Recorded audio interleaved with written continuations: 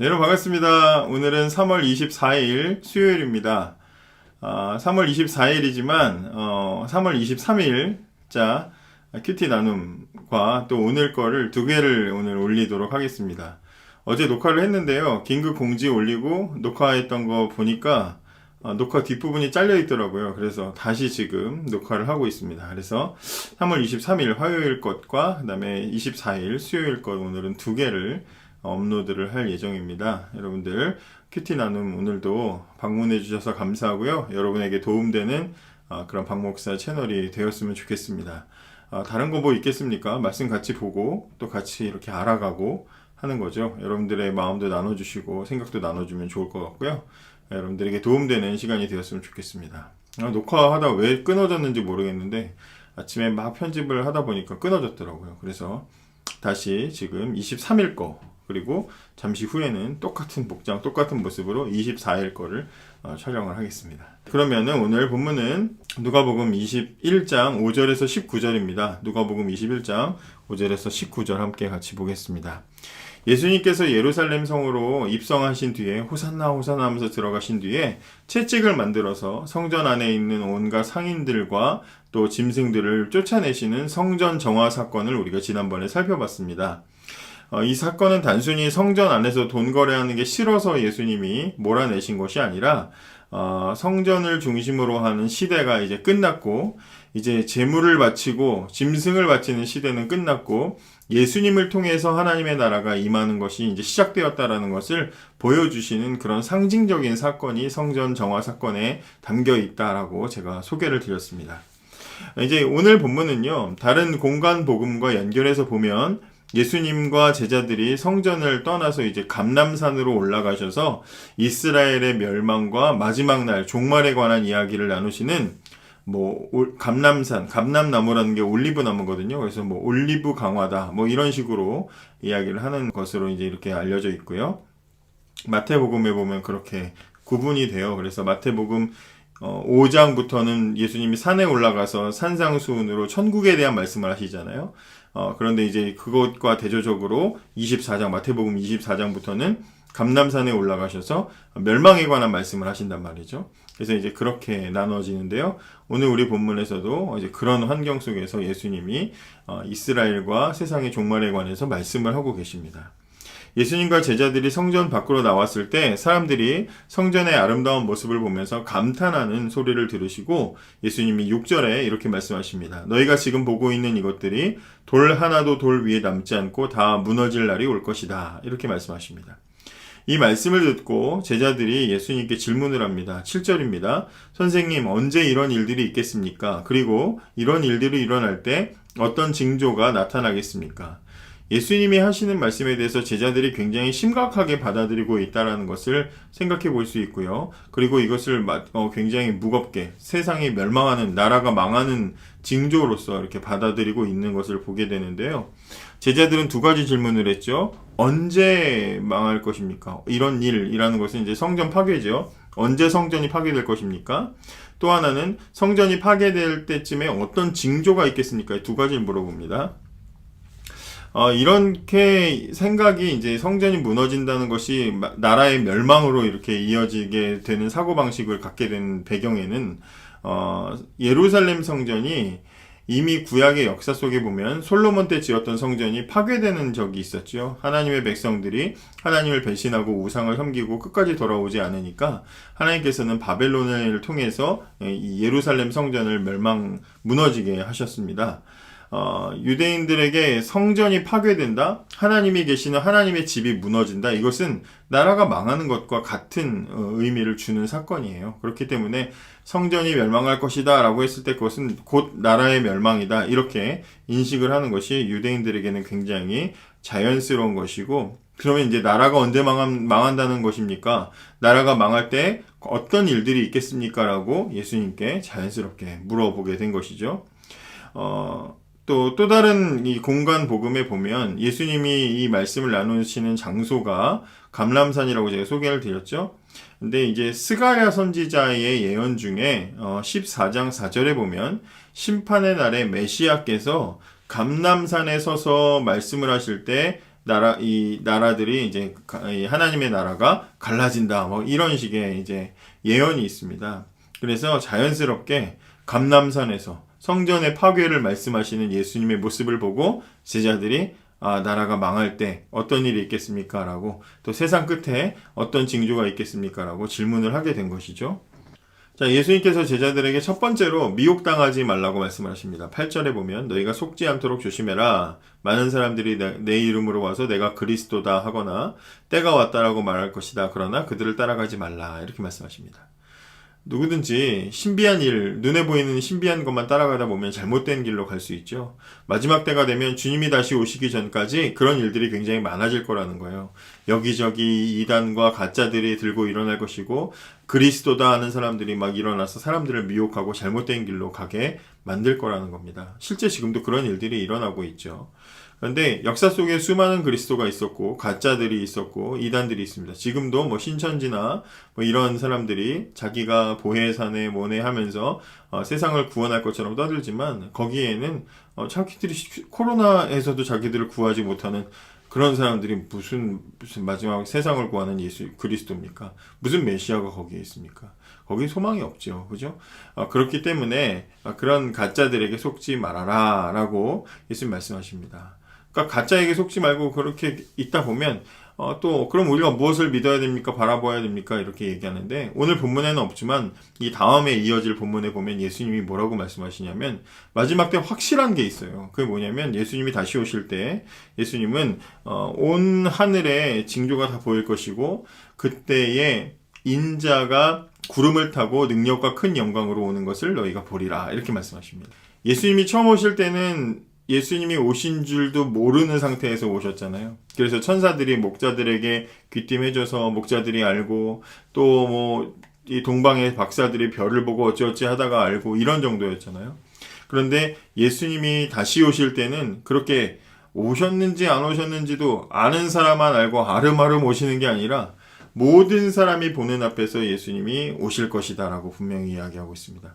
구름 타고 올 것이다. 믿든지 믿지 않든지 예수님을 볼 것이다. 그리고 그분을 보는 순간 그분이 메시아라는 것을 알게 될 거라고 그렇게 예수님이 분명하게 말씀하십니다. 그때까지 내가 그리스도다 하는 거 믿지 말고 우리는 분별력을 가진 신앙을 가지려고 우리가 집중을 하고 노력을 해야 되겠죠. 이어서 9절에서 11절, 12절까지 보면 마지막 날에 온 세상이 흔들릴 만큼 전쟁과 재난과 지진과 기아가 발생할 것이고 여러 가지 어려운 일들이 일어날 것이다. 그렇게 말씀을 하십니다. 그런데 그런 여러 가지 자연재해나 전쟁이나 이런 힘든 일들 뿐만 아니라 그것보다도 우리를 더 힘들게 만들고 신자들을 특별히 더 두렵고 힘들게 만드는 것은 뭐냐면 신자들에 대한 교회에 대한 세상의 핍박과 고난입니다. 세상은 믿는 사람들을 계속해서 박해하고 고난을 당하게 하고 미워할 것이라고 분명히 예수님이 말씀하십니다. 실제로 이 이야기를 듣고 있는 예수님의 제자들 중에 대부분이 박해를 받아서 순교했죠. 또 초대교회의 강력한 박해가 시작이 되면서 나중에 기독교가 이제 공인을 받기 전까지 약 한 300~400년 동안 교회는 계속해서 핍박과 고난 속에 어두운 이 시기를 보내게 됩니다. 그 수백 년 동안 교회가 고통받으면서 많은 사람들이 신앙을 버리고 떠나가는 일들이 일어나게 됐죠. 뿐만 아니라 16절부터 보시면 너희 부모와 형제, 친척, 친구들이 너희를 넘겨줄 것이다. 그리고 너희 중 몇몇을 죽이기도 할 것이다. 너희는 내 이름 때문에 모두에게 미움을 받을 것이다. 신자들을 제일 힘들게 만드는 것은 가장 가까운 사람들로부터 버림받고 배신을 당하는 것입니다.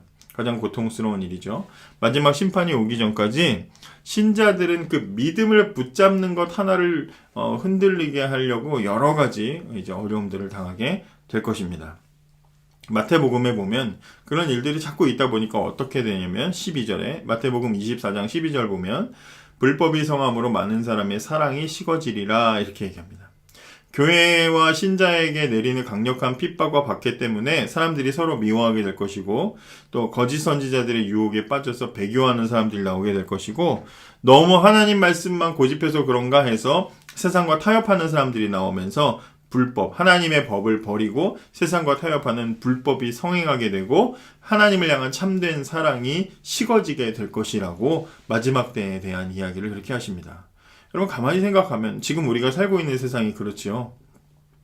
너무 기독교적이고 너무 신앙적이고 너무 신자다우면 세상에서부터 버림받을 것 같아서 하나님을 향해서 조금 발을 빼고 신앙에서 조금 한 발이 뒤로 물러나려고 하는 경향이 우리에게 있지요. 그런 부분들을 이미 예수님께서 말씀하고 계십니다. 마지막 때를 우리는 분명히 살아가고 있는 것이죠. 여러분 이렇게 핍박과 고난이 있고 어려움들이 있고 믿음으로 살아가는 신자들에게 문제들이 있을 때 하나님은 뭐라고 계시는가? 라는 그런 생각을 가질 수가 있습니다. 13절에 보면 그러나 이것이 너희에게는 증거의 기회가 될 것이다. 너희는 변론할 말을 미리 준비하지 않겠다고 마음에 결심하여라. 내가 너희에게 말과 지혜를 주어 너희 원수 가운데 그 누구도 너희를 맞서거나 반박하지 못할 것이다. 예수님은요, 이런 고난과 핍박이 신자들에게 올 것인데 이것이 우리에게 증거의 기회가 될 거라고 말씀하십니다. 고난의 시간은 세상에 복음을 증거할 기회, 내 믿음이 올바른 것을 드러낼 기회로 삼게 될 것이라고 그렇게 말씀을 하시는 것입니다. 고난을 견디는 신자의 모습은 목숨까지도 걸 만큼 저 복음이 정말 뭐가 있는가? 라고 세상 사람들에게 의문을 품게 만들 것이고요. 그리고 그들을 복음에게 가까이 다가오고 귀 기울이게 만드는 계기가 되게 할 것입니다. 변론할 말을 준비하지 말라. 이 말은 핍박이 올 때 나는 이렇게 방어해야지, 저렇게 이런 논리로 저런 논리로 방어해야지, 그거 가지고 미리 준비할 필요가 없다는 겁니다. 위기의 상황, 고난의 상황이 오면 하나님께서 우리에게 말과 지혜를 주셔서 원수들에 대해서 어떻게 대처해야 될지를 알려주실 것이기 때문에 그렇습니다. 그러니까 이 말은 고난과 핍박의 순간에 주님께서 우리와 함께 계신다는 것을 알려주는 부분이기도 하죠. 그리고 주님 마지막에 이렇게 말씀하십니다. 17절입니다. 너희는 내 이름 때문에 모두에게 미움을 받을 것이다. 그러나 너희 머리카락 하나도 다치지 않을 것이다. 너희는 인내함으로 생명을 얻을 것이다. 그렇습니다. 주님이 우리와 함께 계시고 우리를 지키시면서 보호하셔서 우리를 안전하게 함께 하실 것입니다. 우리가 이 땅을 믿음으로 살아가고 고난과 핍박을 신자로서 잘 견디는 것만으로도 우리는 예수를 세상에 증거하는 전도의 어떤 도구가 될 것입니다. 영국에 한참 이 기독교에 대한 핍박이 있을 때, 개신교에 대한 핍박이 있을 때, 이 메리 여왕이 집권을 하고, 그리고 이제 천주교를 막 강력하게 이제 믿으라고 이제 압박을 하고 있을 때, 개신교 옥회자들 또 신자들이 굉장히 많은 핍박을 받았습니다. 오죽하면 이제 이 천주교를 막 믿으라고 압박하는 이 메리 여왕을 얼마나 많은 사람을 죽였는지 별명을 블러디 메리, 피의 메리 여왕이다 이렇게 부를 정도로 굉장히 심각한 핍박이 있었습니다. 그 당시에 인구가 500만 밖에 안 되는 그런 나라에서 영국에서 2만 명이 한 시대에 죽었다는 것은 끔찍한 일이잖아요. 근데 이렇게 많은 사람을 죽이면 죽일수록 개신교로 개종하는 사람들이 많아졌다는 겁니다. 신기하게도. 점점 많은 사람들이 개신교인이 되어가는 거예요. 왜 그러냐? 사람을 죽이고 죽일수록 개신교인이 많아지는 것은 왜 그러냐면 당시 영국 시민들은 개신교를 믿다가 순교당하는 사람들을 볼 때 가슴에 불이 붙는 겁니다. 그들이 용감하게 그렇게 죽음을 받아들이고 담대하게 찬양을 부르면서 죽어가는 모습을 볼 때 한 사람이 순교하면 10사람이 믿고 10사람이 순교하면 100사람의 신자가 생기는 그런 일들이 일어났다는 거예요. 그럴수록 핍박이 거세지고요. 핍박의 그림자가 사람들에게, 특히 목회자, 신학자들에게 몰려오게 됩니다. 그때 옥스퍼드에 토마스 크랜머라는 목사님이 있었는데요. 그 목사님에게도 핍박의 그림자가 드리워졌습니다. 이제 동료였던 다른 목사님들이 함께 같이 이제 이 핍박을 받았는데, 그때 이 동료였던 두 목사님들은 담대하게, 용감하게 죽음을 맞이합니다. 나는 이래도 개신교를 나는 지킬 것이다. 나는 카톨릭으로 돌아가지 않을 것이다. 막 그러면서 끝까지 지키다가 순교를 당하게 됩니다. 반면에 이 토마스 크랜머라는 목사는 죽음이 두려워서 로마 카톨릭을 인정하는 그 문서에 사인을 하고 겨우 목숨을 건지게 됩니다. 그러고 나니까 이제 감옥에 갇혀서 그 뒤로 이제 비참한 삶을 살게 되죠.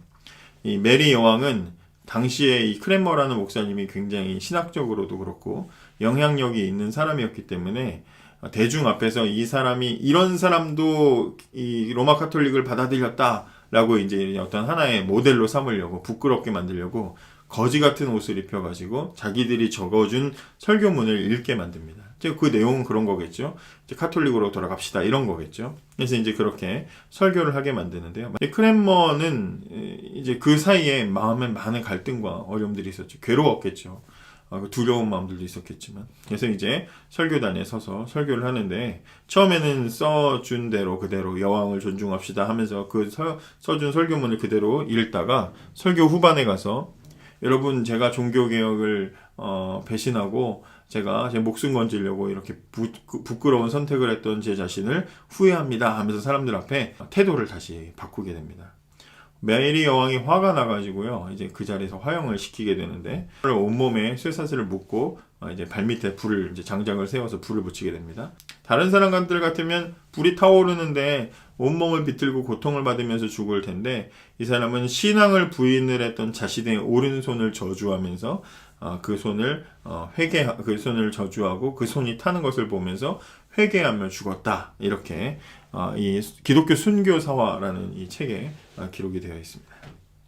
이 크랜머의 회개와 죽음은요, 온 이 영국 사람들, 옥스퍼드 사람들의 가슴에 불을 지폈고요. 그래서 사람들 중에 많은 사람들이 또 다시 주님께로 돌아오게 되었다라고 이야기합니다. 여러분, 이 고난과 핍박이 있겠지만 예수를 믿고 이 땅을 살아갈 때 분명히 고난과 핍박이 있겠지만 그러나 잘 끝까지 견디고 기다리면 우리 곁에서 우리의 할 말, 우리가 해야 될 행동들을 생각나게 하시고 도우시는 조력자이신 주님이 계셔서 우리는 반드시 이 고난의 시기들을 이겨나갈 수 있을 것이다. 우리는 이러한 역사적인 사건을 통해서 다시 한번 확인을 하게 되는 거죠. 사랑하는 여러분, 마지막 때에 신자와 교회를 혼란스럽게 하고 두렵게 만드는 많은 일들이 일어나게 될 것입니다.